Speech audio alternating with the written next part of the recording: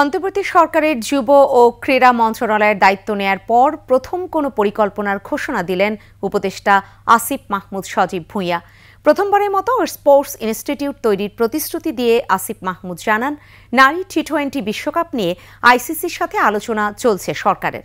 সংবাদ সম্মেলনে যুব ও ক্রীড়া উপদেষ্টা সাফ জানান, ক্রিকেট বোর্ড সহ যে কোনো ফেডারেশনে দুর্নীতির সাথে যারা যুক্ত ছিলেন তাদের কোনো ছাড় হবে না। আকাশুজ্জামানের রিপোর্ট। ক্রীড়াবিদদের পেশাগত সফলতার ক্ষেত্রে শারীরিক, কৌশলগত ও মানসিক সক্ষমতার সর্বোচ্চ অর্জন ও বাস্তবায়নে যুগান্তকারী পদক্ষেপ নিয়েছে যুব ও ক্রীড়া মন্ত্রণালয়। দায়িত্ব নেয়ার পর উপদেষ্টা আসিফ মাহমুদ সজীব ভুঁইয়ার প্রথম পরিকল্পনা দেশের মাটিতে হবে প্রথম স্পোর্টস ইনস্টিটিউট। ক্রীড়াঙ্গনে এই ইনস্টিটিউট কিভাবে সফলতা বয়ে আনবে এবং এটির কার্যকারিতা কেমন হতে পারে সেটিরও ব্যাখ্যা দিয়েছেন যুব ও ক্রীড়া উপদেষ্টা।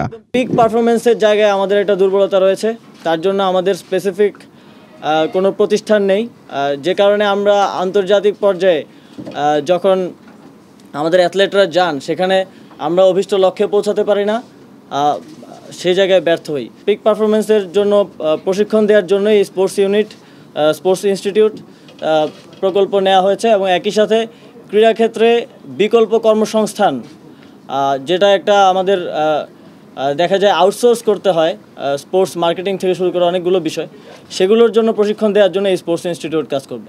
একমাত্র ওয়ালটন এসি দিচ্ছে 1 বছরের রিপ্লেসমেন্ট গ্যারান্টি। উঠে আসে নারী টি-20 বিশ্বকাপ আয়োজন প্রসঙ্গ। আসিফ মাহমুদ সজীব ভুঁইয়া বলেন, এমন সংকটাপন্ন অবস্থায় যে দলগুলো আসবে তাদের নিরাপত্তা নিশ্চিত করাই বড় দায়িত্ব।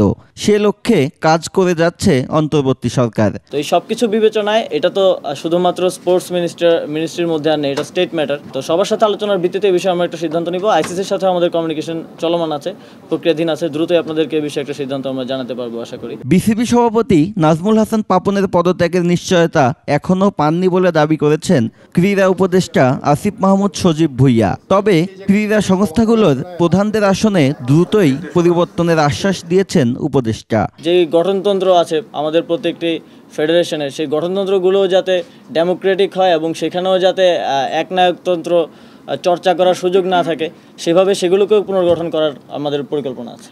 আকাশুজ্জামান, 21 টেলিভিশন।